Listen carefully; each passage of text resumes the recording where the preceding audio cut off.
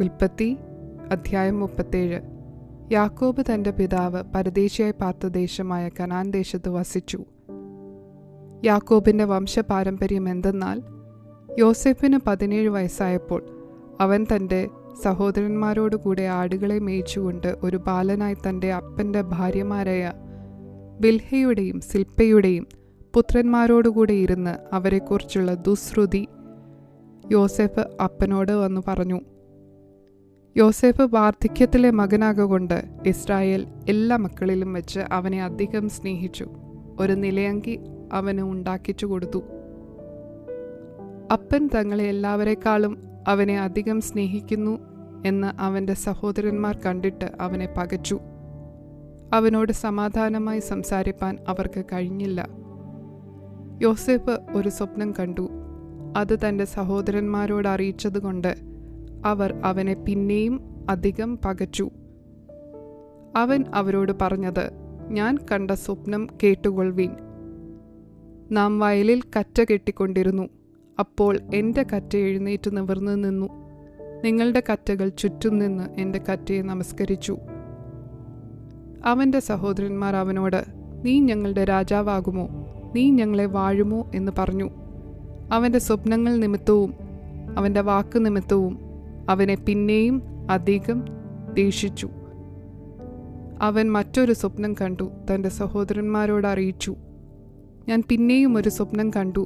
സൂര്യനും ചന്ദ്രനും 11 നക്ഷത്രങ്ങളും എന്നെ നമസ്കരിച്ചു എന്ന് പറഞ്ഞു.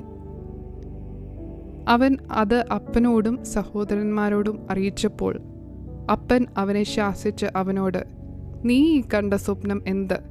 ഞാനും നിന്റെ അമ്മയും നിന്റെ സഹോദരന്മാരും സാഷ്ടാംഗം വീണ് നിന്നെ നമസ്കരിപ്പാൻ വരുമോ എന്ന് പറഞ്ഞു. അവൻ്റെ സഹോദരന്മാർക്ക് അവനോട് അസൂയ തോന്നി. അപ്പനോ ഈ വാക്ക് മനസ്സിൽ സംഗ്രഹിച്ചു. അവൻ്റെ സഹോദരന്മാർ അപ്പൻ്റെ ആടുകളെ മേയ്പ്പാൻ ശേഖേമിൽ പോയിരുന്നു. ഇസ്രായേൽ യോസേഫിനോട്, നിന്റെ സഹോദരന്മാർ ശേഖേമിൽ ആട് മേയ്ക്കുന്നുണ്ടല്ലോ, വരിക, ഞാൻ നിന്നെ അവരുടെ അടുക്കൽ അയക്കും എന്ന് പറഞ്ഞതിന് അവൻ അവനോട്, ഞാൻ പോകാം എന്ന് പറഞ്ഞു.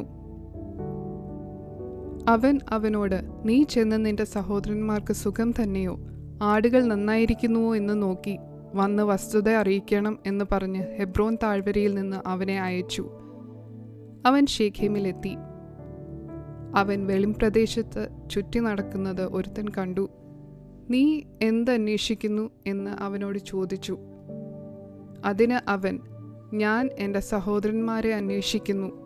അവർ എവിടെ ആട് മേയ്ക്കുന്നു എന്ന് എന്നോട് അറിയിക്കണമെന്ന് പറഞ്ഞു. അവർ ഇവിടെ നിന്ന് പോയി, നാം ദോഥാനിലേക്ക് പോക എന്ന് അവർ പറയുന്നത് ഞാൻ കേട്ടു എന്ന് അവൻ പറഞ്ഞു. അങ്ങനെ യോസഫ് തൻ്റെ സഹോദരന്മാരെ അന്വേഷിച്ചു ചെന്നു ദോഥാനിൽ വെച്ച് കണ്ടു. അവർ അവനെ ദൂരത്തു നിന്ന് കണ്ടിട്ട് അവനെ കൊല്ലേണ്ടതിന് അവൻ അടുത്തു വരും മുൻപേ അവന് വിരോധമായി ദുരാലോചന ചെയ്തു. അതാ സ്വപ്നക്കാരൻ വരുന്നു, വരുവീൻ, നാം അവനെ കൊന്ന് ഒരു കുഴിയിൽ ഇട്ട് കളക. ഒരു ദുഷ്ടമൃഗം അവനെ തിന്നുകളഞ്ഞു എന്ന് പറയാം. അവൻ്റെ സ്വപ്നങ്ങൾ എന്താകുമെന്ന് നമുക്ക് കാണാമല്ലോ എന്ന് തമ്മിൽ പറഞ്ഞു. രൂബേൻ അത് കേട്ടിട്ട്, നാം അവന് ജീവഹാനി വരുത്തരുത് എന്ന് പറഞ്ഞു. അവനെ അവരുടെ കയ്യിൽ നിന്നും വിടുവിച്ചു. അവരുടെ കയ്യിൽ നിന്ന് അവനെ വിടുവിച്ച് അപ്പൻ്റെ അടുക്കൽ കൊണ്ടുപോകണമെന്ന് കരുതിക്കൊണ്ട് രൂബേൻ അവരോട്, രക്തം ചൊരിയിക്കരുത്, നിങ്ങൾ അവൻ്റെ മേൽ കൈവയ്ക്കാതെ മരുഭൂമിയിലുള്ള ആ കുഴിയിൽ അവനെ ഇടുവീൻ എന്ന് പറഞ്ഞു. യോസേഫ് തൻ്റെ സഹോദരന്മാരുടെ അടുക്കൽ വന്നപ്പോൾ അവൻ ഉടുത്തിരുന്ന നിലയങ്കി അവർ ഊരി അവനെ എടുത്ത് ഒരു കുഴിയിലിട്ടു. അത് വെള്ളമില്ലാത്ത പൊട്ടക്കുഴിയായിരുന്നു. അവർ ഭക്ഷണം കഴിപ്പാനിരുന്നപ്പോൾ തലപൊക്കി നോക്കി. ഗിലെയാദിൽ നിന്ന് സാമ്പ്രാണിയും സുഗന്ധപ്പശയും സൈന്യനായകവും ഒട്ടകപ്പുറത്ത് കയറ്റി മിസ്രയീമിലേക്ക് കൊണ്ടുപോകുന്ന ഇശ്മായേലിയരുടെ ഒരു യാത്രാക്കൂട്ടം വരുന്നത് കണ്ടു. അപ്പോൾ യഹൂദ തൻ്റെ സഹോദരന്മാരോട്, നാം നമ്മുടെ സഹോദരനെ കൊന്നു അവൻ്റെ രക്തം മറച്ചിട്ട് എന്തുപകാരം? വരുവീൻ, നാം അവനെ ഇശ്മായേല്യർക്ക് വിൽക്കുക. നാം അവൻ്റെ മേൽ കൈവയ്ക്കരുത്. അവൻ നമ്മുടെ സഹോദരനും നമ്മുടെ മാംസവുമല്ലോ എന്ന് പറഞ്ഞു. അവൻ്റെ സഹോദരന്മാർ അതിന് സമ്മതിച്ചു.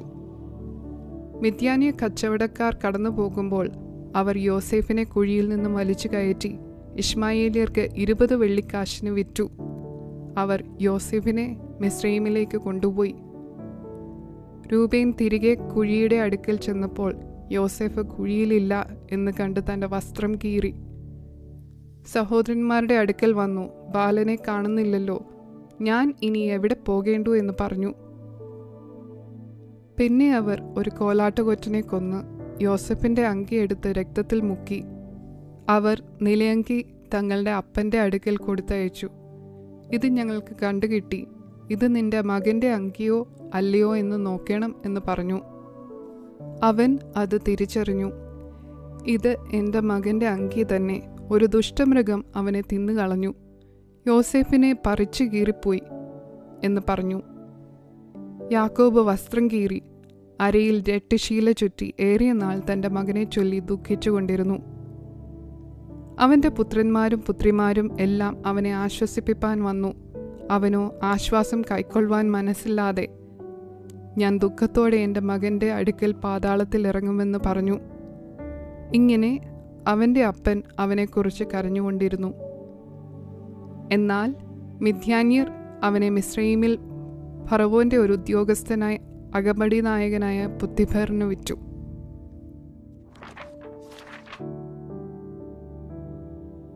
ഉൽപ്പത്തി അധ്യായം 38. അക്കാലത്ത് യഹൂദ തൻ്റെ സഹോദരന്മാരെ വിട്ട് ഹീര എന്നു പേരുള്ള ഒരു അദുല്ലാമ്യൻ്റെ അടുക്കൽ ചെന്നു. അവിടെ ശൂവ എന്നു പേരുള്ള ഒരു കനാന്യൻ്റെ മകളെ കണ്ടു. അവളെ പരിഗ്രഹിച്ചു അവളുടെ അടുക്കൽ ചെന്നു. അവൾ ഗർഭം ധരിച്ച് ഒരു മകനെ പ്രസവിച്ചു. അവന് ഏർ എന്ന് പേരിട്ടു. അവൾ പിന്നെയും ഗർഭം ധരിച്ച് ഒരു മകനെ പ്രസവിച്ചു. അവന് ഓനാൻ എന്ന് പേരിട്ടു. അവൾ പിന്നെയും ഗർഭം ധരിച്ച് ഒരു മകനെ പ്രസവിച്ചു. അവന് ശേല എന്ന് പേരിട്ടു. അവൾ ഇവനെ പ്രസവിച്ചപ്പോൾ അവൻ കെസീബിൽ ആയിരുന്നു. യഹൂദ തൻ്റെ ആദ്യജാതനായ ഏരിന് താമാർ എന്നു പേരുള്ള ഒരു ഭാര്യയെ എടുത്തു. യഹൂദയുടെ ആദ്യജാതനായ ഏർ യഹോവയ്ക്ക് അനിഷ്ടനായിരുന്നതുകൊണ്ട് യഹോവ അവനെ മരിപ്പിച്ചു. അപ്പോൾ യഹൂദ ഓനാനോട്, നിന്റെ ജ്യേഷ്ഠൻ്റെ ഭാര്യയുടെ അടുക്കൽ ചെന്ന് അവളോട് ദേവരധർമ്മം അനുഷ്ഠിച്ച് ജ്യേഷ്ഠൻ്റെ പേർക്ക് സന്തതിയെ ഉളവാക്കുക എന്ന് പറഞ്ഞു. എന്നാൽ ആ സന്തതി തൻ്റേതായിരിക്കേയില്ല എന്ന് ഓനാൻ അറിയുകൊണ്ട് ജ്യേഷ്ഠൻ്റെ ഭാര്യയുടെ അടുക്കൽ ചെന്നപ്പോൾ ജ്യേഷ്ഠന് സന്തതിയെ കൊടുക്കാതിരിക്കേണ്ടതിന് നിലത്ത് വീഴ്ത്തിക്കളഞ്ഞു. അവൻ ചെയ്തത് യഹോവയ്ക്ക് അനിഷ്ടമായിരുന്നതുകൊണ്ട് അവൻ ഇവനെയും മരിപ്പിച്ചു. അപ്പോൾ യഹൂദ തൻ്റെ മരുമകളായ താമാരോട്, എൻ്റെ മകൻ ശേല പ്രാപ്തിയാകുവോളം നീ അപ്പൻ്റെ വീട്ടിൽ വിധവയായി പാർക്ക എന്ന് പറഞ്ഞു. ഇവനും സഹോദരന്മാരെ പോലെ മരിച്ചു പോകരുത് എന്ന് അവൻ വിചാരിച്ചു. അങ്ങനെ താമാർ അപ്പൻ്റെ വീട്ടിൽ പോയി പാർത്തു. കുറെ കാലം കഴിഞ്ഞിട്ട് ശൂവയുടെ മകൾ യഹൂദയുടെ ഭാര്യ മരിച്ചു. യഹൂദയുടെ ദുഃഖം മാറിയ ശേഷം അവൻ തൻ്റെ സ്നേഹിതൻ അദുല്ലാമീനായ ഹീരയോടുകൂടെ തൻ്റെ ആടുകളെ രോമം കത്രിക്കുന്ന അടിയന്തരത്തിന് പോയി. നിന്റെ അമ്മായിയപ്പൻ തൻ്റെ ആടുകളെ രോമം കത്രിക്കുന്ന അടിയന്തരത്തിന് തിമ്നയ്ക്ക് പോകുന്നു എന്ന് താമാറിന് അറിവ് കിട്ടി. ശേല പ്രാപ്തിയായിട്ടും തന്നെ അവന് ഭാര്യയായി കൊടുത്തില്ല എന്ന് കണ്ടിട്ട് അവൾ വൈധവ്യ വസ്ത്രം മാറ്റിവെച്ചു ഒരു മൂടുപടം മൂടി പുതച്ച് തിമ്നയ്ക്ക് പോകുന്ന വഴിക്കുള്ള എനയീം പട്ടണത്തിൻ്റെ ഗോപുരത്തിൽ ഇരുന്നു. യഹൂദ അവളെ കണ്ടപ്പോൾ അവൾ മുഖം മൂടിയിരുന്നതുകൊണ്ട് ഒരു വേശ്യ എന്ന് നിരൂപിച്ചു. അവൻ വഴിയരികെ അവളുടെ അടുക്കലേക്ക് തിരിഞ്ഞ് തൻ്റെ മരുമകൾ എന്നറിയാതെ, വരിക, ഞാൻ നിന്റെ അടുക്കൽ വരട്ടെ എന്ന് പറഞ്ഞു. എൻ്റെ അടുക്കൽ വരുന്നതിന് നീ എനിക്ക് എന്ത് തരും എന്ന് അവൾ ചോദിച്ചു. ഞാൻ ആട്ടിൻകൂട്ടത്തിൽ നിന്ന് ഒരു കോലാട്ടിൻകുട്ടിയെ നിനക്ക് കൊടുത്തയക്കാം എന്ന് അവൻ പറഞ്ഞു. നീ കൊടുത്തയക്കുവോളത്തിന് ഒരു പണയം തരുമോ എന്ന് അവൾ ചോദിച്ചു. എന്തു പണയം തരണം എന്ന് അവൻ ചോദിച്ചതിന്, നിന്റെ മുദ്രാമോതിരവും മോതിരച്ചരടും നിന്റെ കയ്യിലെ വടിയും എന്ന് അവൾ പറഞ്ഞു. ഇവ അവൾക്ക് കൊടുത്തു. അവൻ അവളുടെ അടുക്കൽ ചെന്നു. അവൾ ഗർഭം ധരിക്കുകയും ചെയ്തു. പിന്നെ അവൾ എഴുന്നേറ്റ് പോയി തൻ്റെ മൂടുപടം നീക്കി വൈധവ്യ വസ്ത്രം ധരിച്ചു. സ്ത്രീയുടെ കയ്യിൽ നിന്ന് പണയം മടക്കി വാങ്ങേണ്ടതിന് യഹൂദ അദുല്ലാമ്യനായ സ്നേഹിതന്റെ കൈവശം ആട്ടിൻകുട്ടിയെ കൊടുത്തയച്ചു. അവൻ അവളെ കണ്ടില്ല താനും. അവൻ ആ സ്ഥലത്തെ ആളുകളോട്, ഏനയീമിൽ വഴിയരികെ ഇരുന്ന വേശ്യ എവിടെയെന്ന് ചോദിച്ചതിന്, ഇവിടെ ഒരു വേശ്യയും ഉണ്ടായിരുന്നില്ല എന്ന് അവർ പറഞ്ഞു. അവൻ യഹൂദിയുടെ അടുക്കൽ മടങ്ങി വന്നു. ഞാൻ അവളെ കണ്ടില്ല, ഈ സ്ഥലത്ത് ഒരു വേശ്യയും ഉണ്ടായിരുന്നില്ല എന്ന് അവിടെയുള്ള ആളുകൾ പറഞ്ഞു എന്ന് പറഞ്ഞു. അപ്പോൾ യഹൂദ, നമുക്ക് അപകീർത്തി ഉണ്ടാകാതിരിപ്പാൻ അവൾ അതെടുത്തുകൊള്ളട്ടെ, ഞാൻ ഈ ആട്ടിൻകുട്ടിയെ കൊടുത്തയച്ചുവല്ലോ, നീ അവളെ കണ്ടില്ല താനും എന്ന് പറഞ്ഞു. ഏകദേശം 3 മാസം കഴിഞ്ഞിട്ട് നിന്റെ മരുമകൾ താമാർ പരസംഗം ചെയ്തു, പരസംഗത്താൽ ഗർഭിണിയായിരിക്കുന്നു എന്ന് യഹൂദയ്ക്ക് അറിവ് കിട്ടി. അപ്പോൾ യഹൂദ, അവളെ പുറത്തു കൊണ്ടുവരുവീൻ, അവളെ ചുട്ടുകളയണം എന്ന് പറഞ്ഞു. അവളെ പുറത്തു കൊണ്ടുവന്നപ്പോൾ അവൾ അമ്മായപ്പൻ്റെ അടുക്കൽ ആളയച്ചു. ഇവയുടെ ഉടമസ്ഥനായ പുരുഷനാൽ ആകുന്നു ഞാൻ ഗർഭിണിയായിരിക്കുന്നത്. ഈ മുദ്രാമോതിരവും മോതിരച്ചരടും വടിയും ആർക്കുള്ളത് എന്ന് നോക്കി അറിയണം എന്ന് പറയിച്ചു. യഹൂദ അവയെ അറിഞ്ഞു. അവൾ എന്നിലും നീതിയുള്ളവൾ, ഞാൻ അവളെ എൻ്റെ മകൻ ശേലാവിന് കൊടുത്തില്ല എന്ന് പറഞ്ഞു. അതിൽ പിന്നെ അവളെ പരിഗ്രഹിച്ചതുമില്ല. അവൾക്ക് പ്രസവകാലം ആയപ്പോൾ അവളുടെ ഗർഭത്തിൽ ഇരട്ടപ്പിള്ളകൾ ഉണ്ടായിരുന്നു. അവൾ പ്രസവിക്കുമ്പോൾ ഒരു പിള്ള കൈ പുറത്തു നീട്ടി. അപ്പോൾ സൂതികർമ്മിണി ഒരു ചുവന്ന നൂലെടുത്ത് അവൻ്റെ കൈക്ക് കെട്ടി, ഇവൻ ആദ്യം പുറത്തു വന്നു എന്ന് പറഞ്ഞു. അവനോ കൈ പിന്നെയും അകത്തേക്ക് വലിച്ചു. അപ്പോൾ അവൻ്റെ സഹോദരൻ പുറത്തു വന്നു. നീ ഛിദ്രമുണ്ടാക്കിയത് എന്ത് എന്ന് അവൾ പറഞ്ഞു. അതുകൊണ്ട് അവന് പേരേസ് എന്ന പേരിട്ടു. അതിൻ്റെ ശേഷം കൈമേൽ ചുവന്ന നൂലുള്ള അവൻ്റെ സഹോദരൻ പുറത്തു വന്നു. അവന് സേരഹ് എന്ന് പേരിട്ടു.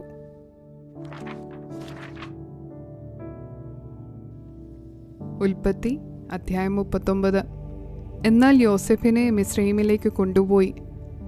അവനെ അവിടെ കൊണ്ടുവന്ന ഇശ്മായേല്യരുടെ കയ്യിൽ നിന്നും ഫറവോൻ്റെ ഒരു ഉദ്യോഗസ്ഥനായി അകമ്പടി നായകനായ പൊത്തീഫർ എന്ന ഒരു മിസ്രയീമ്യൻ അവനെ വിലയ്ക്ക് വാങ്ങി. യഹോവ യോസെഫിനോടുകൂടെ ഉണ്ടായിരുന്നതുകൊണ്ട് അവൻ കൃതാർത്ഥനായി മിസ്രയീമ്യനായ യജമാനന്റെ വീട്ടിൽ പാർത്തു. യഹോവ അവനോടുകൂടെ ഉണ്ടെന്നും അവൻ ചെയ്യുന്നതൊക്കെയും യഹോവ സാധിപ്പിക്കുന്നു എന്നും അവൻ്റെ യജമാനൻ കണ്ടു. അതുകൊണ്ട് യോസെഫ് അവന് ഇഷ്ടനായി ശുശ്രൂഷ ചെയ്തു. അവൻ അവനെ ഗ്രഹവിചാരകനാക്കി തനിക്കുള്ളതൊക്കെയും അവൻ്റെ കയ്യിൽ ഏൽപ്പിച്ചു. അവൻ തൻ്റെ വീട്ടിനും തനിക്കുള്ള സകലത്തിനും അവനെ വിചാരകനാക്കിയതു മുതൽ യഹോവ യോസെഫിൻ്റെ നിമിത്തം മിസ്രയീമ്യൻ്റെ വീട്ടിനെ അനുഗ്രഹിച്ചു. വീട്ടിലും വയലിലും അവനുള്ള സകലത്തിന്മേലും യഹോവയുടെ അനുഗ്രഹം ഉണ്ടായി. അവൻ തനിക്കുള്ളതൊക്കെയും യോസെഫിൻ്റെ കയ്യിൽ ഏൽപ്പിച്ചു. താൻ ഭക്ഷിക്കുന്ന ഭക്ഷണമൊഴികെ അവൻ്റെ കൈവശം ഉള്ള മറ്റു യാതൊന്നും അവൻ അറിഞ്ഞില്ല. യോസെഫ് കോമളനും മനോഹരരൂപിയും ആയിരുന്നതുകൊണ്ട് യജമാനൻ്റെ ഭാര്യ യോസെഫിന്മേൽ കണ്ണു പതിച്ചു. എന്നോടുകൂടെ ശയിക്ക എന്ന് പറഞ്ഞു. അവൻ അതിന് സമ്മതിക്കാതെ യജമാനൻ്റെ ഭാര്യയോട്, ഇതാ വീട്ടിൽ എൻ്റെ കൈവശമുള്ള യാതൊന്നും എൻ്റെ യജമാനൻ അറിയുന്നില്ല. തനിക്കുള്ളതൊക്കെയും എൻ്റെ കയ്യിൽ ഏൽപ്പിച്ചിരിക്കുന്നു. ഈ വീട്ടിൽ എന്നേക്കാൾ വലിയവനില്ല. നീ അവൻ്റെ ഭാര്യയാകയാൽ നിന്നെയല്ലാതെ മറ്റു യാതൊന്നും അവൻ എനിക്ക് വിരോധിച്ചിട്ടുമില്ല. അതുകൊണ്ട് ഞാൻ ഈ മഹാദോഷം പ്രവർത്തിച്ച് ദൈവത്തോട് പാപം ചെയ്യുന്നത് എങ്ങനെ എന്ന് പറഞ്ഞു. അവൾ ദിനം പ്രതിയും യോസെഫിനോട് പറഞ്ഞിട്ടും അവളോടുകൂടെ ശയിപ്പാനോ അവളുടെ അരികെ ഇരിപ്പാനോ അവൻ അവളെ അനുസരിച്ചില്ല. ഒരു ദിവസം അവൻ തൻ്റെ പ്രവൃത്തി ചെയ്യുവാൻ വീട്ടിനകത്ത് ചെന്നു. വീട്ടിലുള്ളവർ ആരും അവിടെ ഇല്ലായിരുന്നു. അവൾ അവൻ്റെ വസ്ത്രം പിടിച്ചു എന്നോടുകൂടെ ശയിക്ക എന്ന് പറഞ്ഞു. എന്നാൽ അവൻ തൻ്റെ വസ്ത്രം അവളുടെ കയ്യിൽ വിട്ടേച്ച് പുറത്തേക്ക് ഓടിക്കളഞ്ഞു. അവൻ വസ്ത്രം തൻ്റെ കയ്യിൽ വിട്ടേച്ച് പുറത്തേക്ക് ഓടിപ്പോയി എന്ന് കണ്ടപ്പോൾ അവൾ വീട്ടിലുള്ളവരെ വിളിച്ച് അവരോട്, കണ്ടോ, നമ്മെ ഹാസ്യമാക്കേണ്ടതിന് അവൻ ഒരു എബ്രായനെ കൊണ്ടുവന്നിട്ടിരിക്കുന്നു. അവൻ എന്നോടുകൂടെ ശയിക്കേണ്ടതിന് എൻ്റെ അടുക്കൽ വന്നു. എന്നാൽ ഞാൻ ഉറക്കെ നിലവിളിച്ചു. ഞാൻ ഉറക്കെ നിലവിളിച്ചത് കേട്ടപ്പോൾ അവൻ തൻ്റെ വസ്ത്രം എൻ്റെ അടുക്കൽ വിട്ടേച്ച് ഓടിപ്പോയി കളഞ്ഞു എന്ന് പറഞ്ഞു. യജമാനൻ വീട്ടിൽ വരുവോളം അവൾ ആ വസ്ത്രം തൻ്റെ പക്കൽ വെച്ചുകൊണ്ടിരുന്നു. അവനോട് അവൾ അവണ്ണം തന്നെ സംസാരിച്ചു. നീ കൊണ്ടുവന്നിരിക്കുന്ന എബ്രായദാസൻ എന്നെ ഹാസ്യമാക്കുവാൻ എൻ്റെ അടുക്കൽ വന്നു. ഞാൻ ഉറക്കെ നിലവിളിച്ചപ്പോൾ അവൻ തൻ്റെ വസ്ത്രം എൻ്റെ അടുക്കൽ വിട്ടേച്ച് പുറത്തേക്ക് ഓടിപ്പോയി എന്ന് പറഞ്ഞു. നിന്റെ ദാസൻ ഇങ്ങനെ എന്നോട് ചെയ്തു എന്ന് തൻ്റെ ഭാര്യ പറഞ്ഞ വാക്ക് യജമാനൻ കേട്ടപ്പോൾ അവന് കോപം ജ്വലിച്ചു. യോസേഫിൻ്റെ യജമാനൻ അവനെ പിടിച്ച് രാജാവിൻ്റെ ബദ്ധന്മാർ കിടക്കുന്ന കാരാഗൃഹത്തിൽ ആക്കി. അങ്ങനെ അവൻ കാരാഗൃഹത്തിൽ കിടന്നു. എന്നാൽ യഹോവ യോസേഫിനോടുകൂടെ ഇരുന്ന് കാരാഗൃഹ പ്രമാണിക്ക് അവനോട് ദയ തോന്നത്തക്കവണ്ണം അവന് കൃപ നൽകി. കാരാഗൃഹത്തിലെ സകല ബദ്ധന്മാരെയും കാരാഗൃഹ പ്രമാണി യോസേഫിൻ്റെ കയ്യിൽ ഏൽപ്പിച്ചു. അവരുടെ പ്രവൃത്തിക്കൊക്കെയും അവൻ വിചാരകനായിരുന്നു. യഹോവ അവനോടുകൂടെ ഇരുന്നു അവൻ ചെയ്തതൊക്കെയും സഫലമാക്കുകകൊണ്ട് അവൻ്റെ കൈക്കീഴുള്ള യാതൊന്നും കാരാഗൃഹ പ്രമാണി നോക്കിയില്ല.